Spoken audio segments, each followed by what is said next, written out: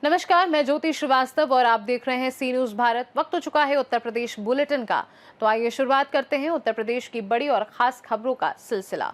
Auraiya police ने फफूंद road स्थित नरोत्तमपुर नहर पुलिया के पास चेकिंग के दौरान बाइक चोरी करने वाले 2 शातिर अभियुक्तों को गिरफ्तार किया है। पुलिस ने आरोपियों के कब्जे से चोरी की स्प्लेंडर प्लस बाइक भी बरामद की है। गिरफ्तार अभियुक्तों की पहचान संजू और शिवम कुमार के रूप में हुई है। दोनों के खिलाफ कोतवाली औरैया में मुकदमा दर्ज कर बीएनएस की धाराओं में विधिक कार्यवाही शुरू कर दी है। औरैया से सी न्यूज संवाददाता राजेश मिश्रा की रिपोर्ट। आजमगढ़ रौनापाड़ थाना क्षेत्र में 3 सगे भाइयों द्वारा नाम बदलकर फर्जी पासपोर्ट बनवाने का मामला सामने आया है। सूचना मिलने पर पुलिस ने जांच शुरू की, जिसमें मामला सही पाए जाने के बाद तीनों आरोपियों के खिलाफ संबंधित धाराओं में मुकदमा दर्ज कर लिया गया।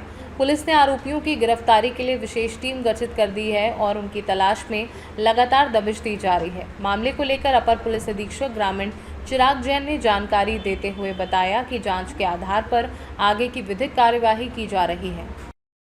सर, रौनापाड़ थाना क्षेत्र में सर 3 सगे भाइयों ने फर्जी पासपोर्ट बनवाया था। सर, क्या है पूरा मामला? आपके द्वारा क्या कार्रवाई की जा रही है? सर, थाना रौनापाड़ के अंतर्गत एक सूचना प्राप्त हुई थी, जिसमें 3 भाई हैं जिनका नाम है चंद्रजीत, अमरजीत और शिवानंद। इनके द्वारा अपना नाम बदलकर और फर्जी तरीके से पासपोर्ट बनवाने की सूचना प्राप्त हुई थी। इस पर जब जांच कराई गई तो तीनों के पासपोर्ट में नाम बदलकर पासपोर्ट बनवाने की बात सत्य पाई गई। इस आधार पर तीनों के विरुद्ध मुकदमा दर्ज कर लिया गया है। तीनों की गिरफ्तारी के लिए भी टीमें गठित कर दी गई हैं। जल्द से जल्द इनकी गिरफ्तारी सुनिश्चित की जाएगी। अग्रिम विधिक कार्रवाई प्रचलित है। आजमगढ़ से सी न्यूज संवाददाता सीबी भास्कर की रिपोर्ट। बस्ती में तिलकराम हत्याकांड को लेकर भीम युवा वाहिनी के कार्यकर्ताओं ने मुख्य आरोपी की गिरफ्तारी और मामले में हत्या की धारा बढ़ाने की मांग तेज कर दी है। संगठन के राष्ट्रीय अध्यक्ष सोनू राव और प्रदेश अध्यक्ष अजय राव और प्रमोद की ओर से मंडलायुक्त बस्ती मंडल को ज्ञापन सौंपा है, जिसमें पीड़ित परिवार को न्याय दिलाने की मांग की गई है। ज्ञापन में बताया गया कि पीड़िता दुर्गावती ग्राम पैकोलिया पाली थाना पैकोलिया की निवासी हैं और आरोप है कि मुख्य आरोपी घनश्याम को अब तक नामजद नहीं किया गया है और न ही उसकी गिरफ्तारी हुई है। संगठन ने प्रशासन को चेतावनी देते हुए धरने की भी बात कही है। क्या कुछ कहेंगे आप? यही पैकोलिया पाली हमारे फुफ्फा जी थे, तिलकराम, और दुर्गावती हमारी बुआ थी। उन्हीं के पति का हत्या हुआ तिलकराम का घर पे सुबह 9:30 बजे 8/4 को हुआ है। लेके जाने वाले ही आदमी से हम लोग थुआ किए, लेकिन वो लोग इसमें कोई वो नहीं किए। क्या हुआ क्या मांग है आपकी? हमारा यही मांग है कि हमारी फुआ जी को जैसे उनके पति का हत्या हुआ, जितने साजिश करता लोग हैं उनको न्याय मिले। बस कमिश्नर साहब से मिले? कमिश्नर साहब 2 दिन का टाइम लिए हैं कि हाँ ठीक है, हम करवा 2 दिन का हमको समय दीजिए, अगर नहीं हो पाएगा तो आप लोग जो करना है करिए। क्या परिचय आपका? अनिल कुमार। जो आप कमिश्नर साहब के पास आए हैं, मामला एक है पैकोलिया थाना अंतर्गत ग्राम पैकोलिया पाली है। वहाँ एक दुर्गावती जी देवी अपने पति के साथ निवास करती थी। उन्हीं के चचेरे पड़ीदारों ने उनके पति के ईंटों से मारकर हत्या कर दिया गया। उस संबंध में दुर्गावती देवी जब थाने पर जाती हैं, सूचना देती हैं, तो वहाँ पर साधारण तरीके से मुकदमा लिख करके इनको वहाँ से भगा दिया जाता है कि जाइए आपका काम हो गया है। उसी प्रकरण में हम लोग जो मुख्य आरोपी हैं घनश्याम और उसके परिवार के लोग, उनका लड़का है घनश्याम का और घनश्याम की पत्नी है। घनश्याम को मुख्य आरोपी के तौर पे मुकदमे में नाम बढ़ाने के साथ साथ इनकी जो सामाजिक व्यवस्था है उसको सुरक्षित करने के लिए एसपी साहब से और डीएम साहब से कई बार हम लोगों ने पत्राचार किया। उसके साथ साथ हम लोगों ने कमिश्नर साहब को भी 2-3 पत्र देकर मांग किया कि सर हमारी जो क्या बोलता है पीड़िता है उसके साथ न्याय किया जाए। उसी संबंध में हम लोगों ने 15/5/2026 को धरना का आयोजन सुनिश्चित किया था, जो आज सूचना देने आए थे कमिश्नर साहब को। मौके पे कमिश्नर साहब से मुलाकात हुआ। उन्होंने कहा कि हमको 2 दिन का समय दे दीजिए, उसके बाद जो आपको करना है वो आप आज़ाद हैं, उस तरीके से फिर आप अपना कार्य करिएगा और अपनी मांग को रखिएगा। क्या परिचय दिया? मैं सोनू राव, भीम युवा वाहिनी राष्ट्रीय अध्यक्ष। मामला लेकर आप कमिश्नर साहब के पास आए थे? हम लोग मामला ये है सर, यही बस्ती ज़िले में एक ग्राम सभा है पैकोलिया पाली, और वही एक भैंस मामूली सी भैंस मने पटीदार के दरवाजे पे जाने की वजह से 60 साल के बुजुर्ग को ईंट से उसका सर कुचल के ये कंधा तोड़ करके उसको मार डाला गया। वहाँ मौके पे ही लोग कुछ बताते हैं कि वहीं मर गए थे, लेकिन गांव के प्रधान कहते हैं कि सीएससी मरे, सीएससी के लोग कहते हैं नहीं मरे हुए आए थे।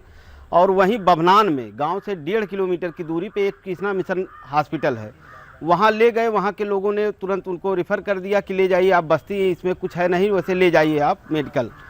और मेडिकल ना ले जाके उन पटीदारों ने जिन्होंने मारा वही लोग ले गए उनको गौर सीएससी पे, और वहाँ डॉक्टरों ने मृत घोषित कर दिया, जो वहाँ उनका कोई उपचार नहीं हुआ। और उस संबंध में पैकवलिया थाने पे हम लोग कई बार गए। जो मुख्य आरोपी है उसका नाम नहीं डाला गया, वहाँ के जो भी प्रशासन के व्यवस्थित लोग हैं कुछ नहीं किए। और उनकी पत्नी कई बार दौड़ी, जिसके पास ना बच्चे हैं, ना कोई परिवार है, ना कोई व्यवस्था है। वही 2 मियाँ बीवी थे, एक भैंस थी उनके पास जो दूध देते थी और बेचते थे, खाते थे। इस संबंध में हम लोग कई बार डीएम साहब से मिले, एसपी साहब से मिले। अभी मैं 1 हफ्ते पहले एसपी साहब से मिला। एसपी साहब ने इसे डायरेक्ट हमसे कहा उसमें कुछ नहीं करेंगे, उसके केवल सर में चोट लगा। हमने कहा नहीं सर आप ऐसे कह सकते हैं। उन्होंने कहा नहीं। इस मामले में आप लोगों को धरने की तैयारी चल रही थी जी, आज हम लोग धरने पे ही बैठने के प्लान में थे, लेकिन अब आए तो कमिश्नर साहब से बात हुआ, उन्होंने कहा 2 दिन का हमको टाइम दे दिए। हालांकि इसके पहले भी हम लोग कमिश्नर साहब को 2 बार पत्राचार कर चुके और बात अपनी रख चुके हैं, लेकिन अब देखते हैं 2 दिन। मांगे क्या है? मुख्य मांगे यही है सर कि मुख्य आरोपी जो घनश्याम है उसका नाम बढ़ाया जाए, और ये साजिश के तहत हत्या हुआ जो 3 महीना पहले फूफा जी को पता चला था, और वो प्रधान जी से अपने फ़ोन करके बात किए, जो रिकॉर्डिंग उनके मोबाइल में है, हम लोगों को मिला। परिवार के बहुत सारे रिश्तेदारों को, अपने पत्नी, उनकी पत्नी यहाँ अपने मैके में थी, वहाँ फ़ोन करके बताए। कई सारे रिकॉर्डिंग हैं और भी पटीदारों का रिकॉर्डिंग है। ये बहुत काफ़ी समय से प्रक्रिया चल रहा था उनके संपत्ति को हड़पने के लिए। अगर अब नहीं मांगे पूरी होंगी तो आगे? अगर नहीं मांगे पूरी होंगी तो हम लोग यही कमिश्नर साहब के यहाँ भूख हड़ताल पे बैठेंगे, और आज कल और परसों देखेंगे। मान के चलिए अगर नहीं इतवार, हम सोमवार को यहीं बैठ जाएंगे, किसी की नहीं सुनेंगे।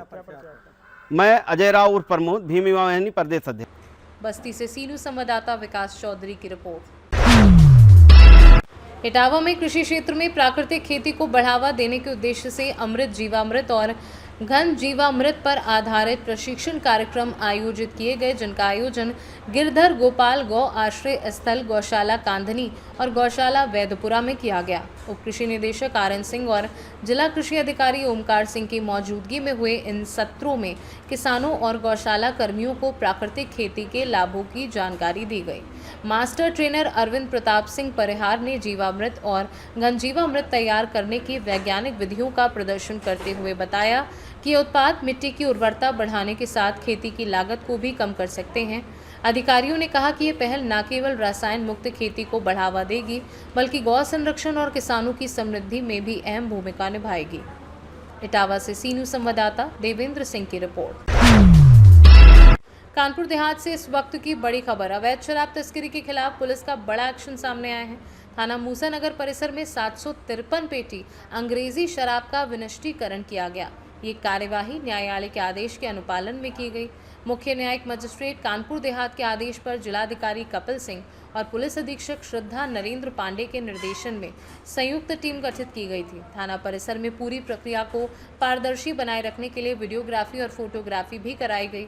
पुलिस अधिकारियों का कहना है कि जनपद में अवैध शराब तस्करी और नकली शराब कारोबार के खिलाफ आगे भी सख्त अभियान जारी रहेगा। पुलिस ने आमजन से अपील की है कि अवैध शराब या किसी भी अवैध गतिविधि की जानकारी तुरंत पुलिस को दें, ताकि समय रहते कार्यवाही की जा सके। कानपुर देहात से सीनू संवाददाता संजय तिवारी की रिपोर्ट। प्रयागराज में बुधवार शाम आए आंधी तूफान के दौरान जीरो रोड स्थित अजंता सिनेमा के पास एक पिलर गिरने से बिजली का तार सड़क पर फैल गया, जिससे रास्ता बाधित हो गया। इस दौरान वरिष्ठ पत्रकार राजुल शर्मा ने मौके पर मौजूद रहकर स्थानीय लोगों की मदद से सड़क पर फैले तार को हटाने में सहयोग किया और रिपोर्टिंग की।